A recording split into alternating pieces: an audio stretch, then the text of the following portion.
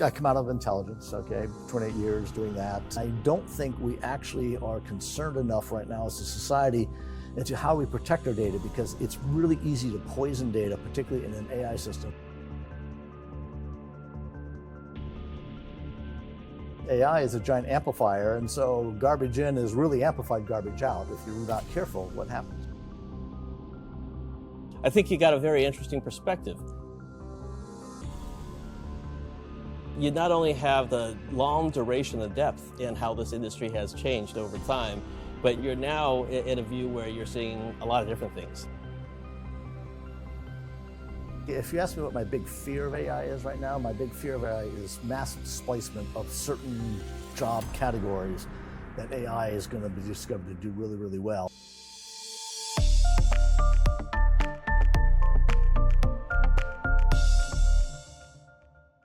All right.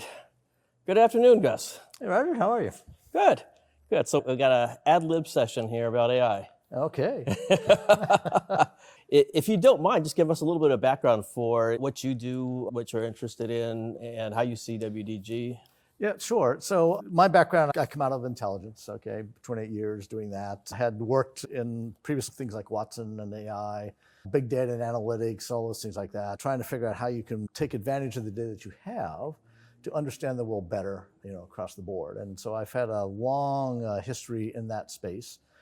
Currently today, I'm enjoying being on a few boards and doing some consulting work. Oftentimes it treads into AI and things like that, just to keep ourselves busy, So it's a fascinating topic, and I think one that, as you and I talked, I think previously, never going away. It's one that we are with us in society for the long haul. So Right. Now we have to figure out how we're going to deal effectively with it, knowing that that's the case. Yeah. So when we were talking offline, also with what you just described now, I think you got a very interesting perspective, because you not only have the long duration and depth in how this industry has changed over time, but you're now in a view where you're seeing a lot of different things. Yeah. So I'll ask the questions. Are we going to all become cyborgs in the future? Are we just going to have things implanted in our heads and be superhumans? Well, the answer is probably to some degree, yes. Okay. In other words, I think that it was bionic enhancement, right? I think it's sort of inevitable because of the way that they're going at this, like limb replacement now, all the things that they've learned from the ability to actually control it with your mind and things like that. There's some magical things that are going to happen to enable people's lives, which will be bionic in nature as it comes across. But will we have the overlords of big, Skynet and things like that? I'm not in that camp. I think that AI is an extraordinarily powerful tool, that if we approach it with intelligence, we approach it through responsibility, and we approach it through education, I think that AI becomes a very powerful tool to enable human society to move into the future and make everybody's lives better across the board. Gotcha. Yeah. So to get to that point, we were talking about data as well. With all of these tools, you get out what you get in, right? You get the garbage in, garbage out. Right. What's your thoughts about bias, about data, and the need to even govern it or have some consensus around that? So data is the single most important aspect of your AI world and environment, okay? It is the basis by which AI is going to make all of its decisions. And garbage in, garbage out, except in the AI case, AI is a giant amplifier, and so garbage in is really amplified garbage out. If you're not careful, what happens, right? So you really have to look at your data and understand what you have, understand how you're going to be able to apply it to what problem you want to solve, okay? Because AI doesn't solve every problem under the sun. AI gets focused to deliver its capabilities, whether it's in healthcare, it's financial services, whatever it's going to be, to help solve problems in particular areas, not a generic, gigantic AI machine that knows all, sees all, and bees all. Yeah, HAL, right there, yeah, that's right. The issue you raised, like bias, for example, is a huge problem, okay? And I don't think bias is actually solvable.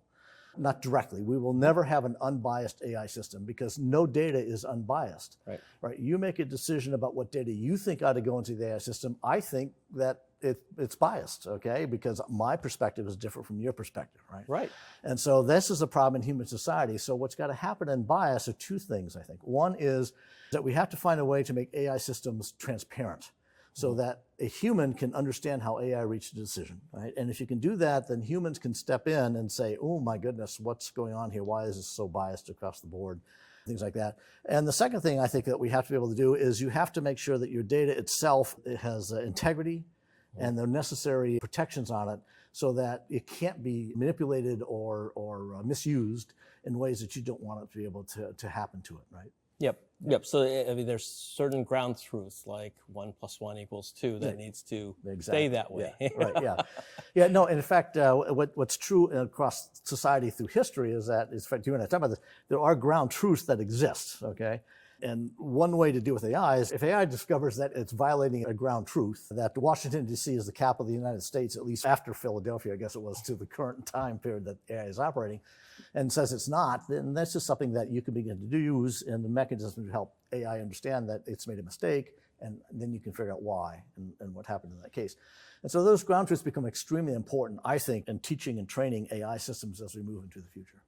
Yeah, I feel like there's a set of information, a set of logic, or an ontology on which these are the facts, and people need to agree, or we need to figure out what those set of facts are by consensus. But then on top of that, you can add all sorts of interpretation filters. You can't put on the current political debate, for example, and expect to get any sort of coherent answer. It depends on how you ask the question, right, of the AI system. But underlying all that, when was George Washington president of the United States? Well, that's kind of an interesting question. A funny story, if you bear with me. When we first engaged with Watson, we decided to ask Watson who was the first president of the United States. It came back with an answer that we looked at and said, wow, where did that come from? And it turns out that the Continental Congress actually elected technically the first president of the United States. It's just that it was after the Constitution was done. So you had to go back and look at it. So it wasn't incorrect. Right. Okay. It was just you have to understand the basis on which it arrived at its answer. And that's going to be true for AI going for a long time into the future. Yeah. I think a lot of this stuff forces us to really think about what set of data we put into something and who created that set of data. Right. It's funny, we were talking about this a little bit offline. I was speaking to some other folks about it as well. It's not much more than a decade before that I would see, I got this fact from the internet as a punchline on SNL, but now it's being heralded as the gold standard for teaching the LLMs. Yeah. So a lot changes, right? Yes, it does, yeah.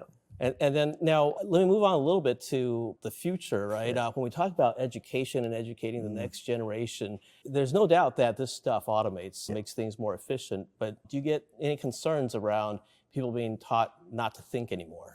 Oh, absolutely. In fact, I worry about people not being taught to think right now, and I think AI is going to make that worse as you go into the future. We can use AI to write a paper with ChatGPT, okay? Today, they submit that paper, and whether or not the teacher figures out that it's written by ChatGPT, I don't know, but that's the way it goes. Education has to change in that, yes, you can ask ChatGPT to write yourself a paper for your class, but now the educational value is in you having to do the analysis of that paper to validate whether or not what ChatGPT put together has any basis in fact. Is it a good answer or not a good answer, or is there truths in it? It's like the case of the lawyer, we had talked about this earlier, who had a ChatGPT write him a brief, and it turned out that ChatGPT inserted a whole bunch of case law that didn't actually exist, into this. Or the woman who had ChatGPT write a movie review only to discover that it whole cloth invented scenes that were not actually in the movie and critique those as well as part of the critique of the movie. So this is the educational process. It has to shift to adapt to how we teach our children to be critical thinkers and do critical analysis, which, by the way, I think benefits us as a society massively going forward, as opposed to just being rote generators of an output based upon an input signal. Right. Yeah. I like how you just put it, because my question on the one hand was more of a concern that people stop thinking, but you're actually saying this is going to cause people to be far more critical because you got to watch out for what's coming out of this thing. Don't just assume it's good. Yes, that's right. You cannot assume. That's exactly right. You cannot assume that it's correct, right? Now, talk to me a little bit about more mission critical stuff, right? You have machines now assisting in driving. We hear about case studies where the New York Police Department are using analytics and AI to try to find bad guys. We're using it in AML to try to find bad guys. How do you think about, what's the line? Because we talked about all these issues around bias, around critical thinking, but on the other hand, you have so much automation, and these things can discover patterns that you wouldn't have seen before if they don't hallucinate them. That's right. Well, I think, again, that's the key, right? Is that, yes, you can use AI to discover patterns that humans might not otherwise see. in the data, but it's still a human should go back and analyze that pattern to say, does this actually have any validity to it, right? Is this pattern useful going forward, or is it going to generate looking for, arrests in New York City? Is it going to generate a whole bunch of bad arrests that now we're going to wind up, getting sued for, as a result of the fact that we relied too heavily on AI to make the decisions about who's a good guy or who's a bad guy, right? Yeah. In these spaces. So again, it's going to come down to this integration of humans and machine together that in a way that we haven't seen it before. And it's that critical thinking skills that we're not yet teaching well enough, I don't think, in our schools. It's going to have to change. And those things must happen. If they don't happen, then we may wind up with your original question, which is Skynet the overlord, I guess. And I don't see this as something that disappears over time, right? You got to have the conversation, the collaboration, and the consensus. And it's not one size fits all. Right, it's whatever group we're in, we're going to have certain norms, and they shift over time, and it's something that we just got to make sure gets baked into all this AI framework. Yeah, what's interesting about AI, of course, is AI needs to be learning on a continuum, not on a discrete models. And in fact, one of the weaknesses of AI, particularly in certain areas, I would argue law enforcement and things like that, is that continuous learning is the base of things. Think on the battlefield, okay? For the military on the battlefield, AI is going to be a very powerful tool, but battlefield situations seem to be extraordinarily fluid, and AI has to be able to learn as fast as the fluidity of the battlefield itself. All right? And right now, continuous learning in AI is really problematic because continuous learning requires that you have a lot of data. Yes, it's a lot of data, right? Okay, it's absolutely massive amounts of data. If you look at the training sets that people are now using at a scale that people couldn't imagine just 5 or 10 years ago, to be able to do these things, right?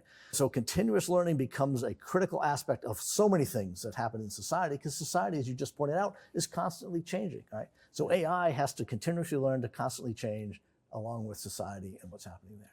Yeah, we do end up in more of a symbiotic relationship as opposed to one replaces the other. Yeah, exactly. Right, but it ends up allowing us to do a whole lot more if we can figure out how to keep it safe, keep it ethical, and keep it evolving. Yeah, exactly. Right. Yeah. Ethical, I think, is another key word there. Responsible, ethical AI. Yeah. And that's all norms and perspectives of the groups that they apply to. Yeah, that's exactly right. What are your other thoughts about how we progress forward? Oh, wow. I would say that for most businesses, companies, things like that, the hardest thing they're going to deal with is their data itself. So 2 things. One, what's the problem you're trying to solve? What's the problem you're hoping AI can help you deal with? Okay. And then second, what data do I have that's going to enable me to address and solve this problem? And is the data good enough to really generate answers that I have quality, I can trust, and I can, get some level of, call it quality assurance around or something, so that as I make a decision or let AI help me make a decision, are those good decisions that are going to inform? And I think that's really tough. And I don't think people focus enough on their data. And I don't think we actually are concerned enough right now as a society into how we protect our data, because it's really easy to poison data, particularly in an AI system, which, as I said earlier, a bad analogy, I'm sure, but you can think of AI as a giant amplifier. And unfortunately, bad data can be amplified way beyond its actual presence and value inside of a data set if you're not careful. Yeah. So you brought up 2 important points that I just want to quickly touch on. So one is the tooling, right? We're talking about AI, like I remember back in the days, like we would talk about Watson, right? As if it's one thing. Yeah. It's really an umbrella of a whole lot of things. A lot of them aren't even related to each other, right? Besides the moniker we just all gave it. Yeah. And that brings up all sorts of issues, because if you're using the wrong tool for the wrong purpose, you're going to create the wrong result. Right. And sometimes that could be bad. Just even being knowledgeable about what classes of tooling is appropriate with what data and what use cases, I think, are important. And as people start to establish standards around things, I think those are things that we all got to kind of talk through and figure out. Oh, absolutely. Right.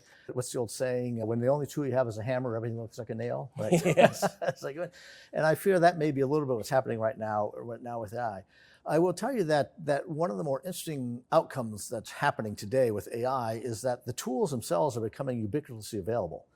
Right? I can go to Google, I can go to Amazon, I can go to Microsoft, and I can leverage, they have all this plethora of AI tools and capabilities I can take advantage of. And again, it goes back to the question I want to answer and the data I'm going to put into it to get to the answer. I think the other thing that's going to become really important over the next probably 5 years, maybe 10, it might take that long in the AI space, is the fact that the real value of a tool, okay, particularly in IT, I'll use that term tool, okay, is when it's in the hands of everybody, okay? So that when your average person in your office is able to leverage AI to help them do their job more effectively across the board, that becomes the power. Right now, AI is too esoteric, is probably the best word to use. I have to get somebody who understands AI, got to code it for me, they got to do the data manipulation, they got to do all these things like that.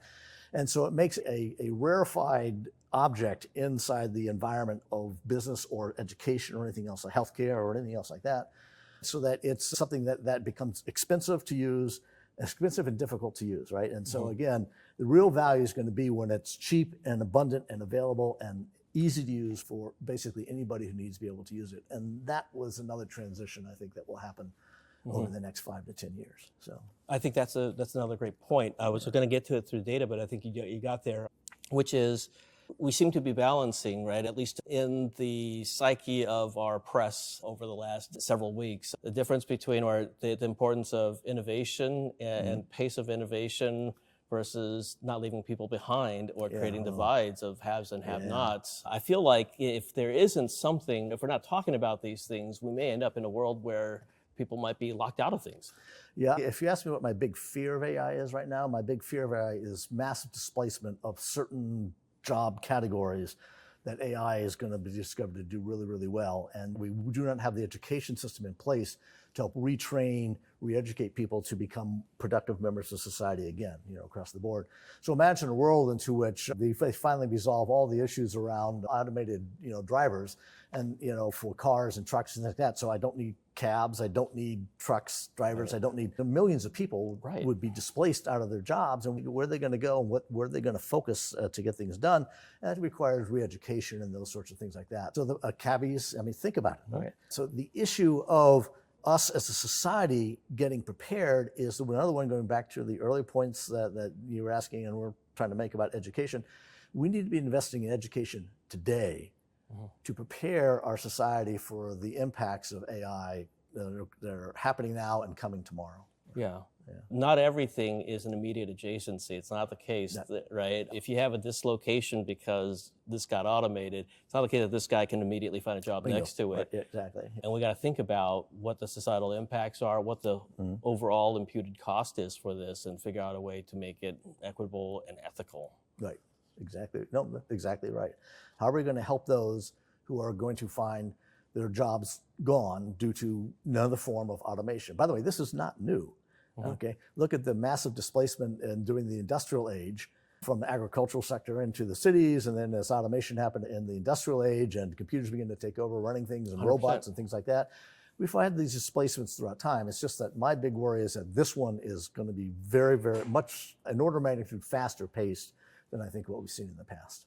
And I tend to think if we're able to create a digital world and we're able to allow changes to move so much more quickly, that we ought to be able to figure out a way to also blunt the impacts of the folks who don't have the right job sets. We should be able to work on these things in our society. That would be an ideal, I think, set of outcomes. Again, we've got to make sure there's solutions around this as opposed to just talk about it. No, exactly. And I worked in government for many years. Government tends to move at a much slower pace than technology does, okay? And so these are things that we have to begin to put into play as far as of a regulatory governance process, a shift in education plans, wherever it takes, because that takes investment and takes time. Right? We're going to change educational strategies with kids. Well, who do you have to teach first? You got to teach the teachers first to do the new educational strategy. If you're going to teach it to the kids who are coming through the system, they're going to be there. So these are things that I think that, government's going to have to engage on. My worry, of course, is that government is the slowest process now in this march. Okay. That you're going to be dealing with. And industry doesn't always pick it up, right? Because their scope might be a lot narrower. Yeah, exactly. And so then it's how do we make sure that these things get taken care of? Yep. Awesome. Well, I want to thank you for the time today. It's a great conversation. No, thanks. Enjoyed it. Yeah, terrific. Appreciate it very much. All right. Good.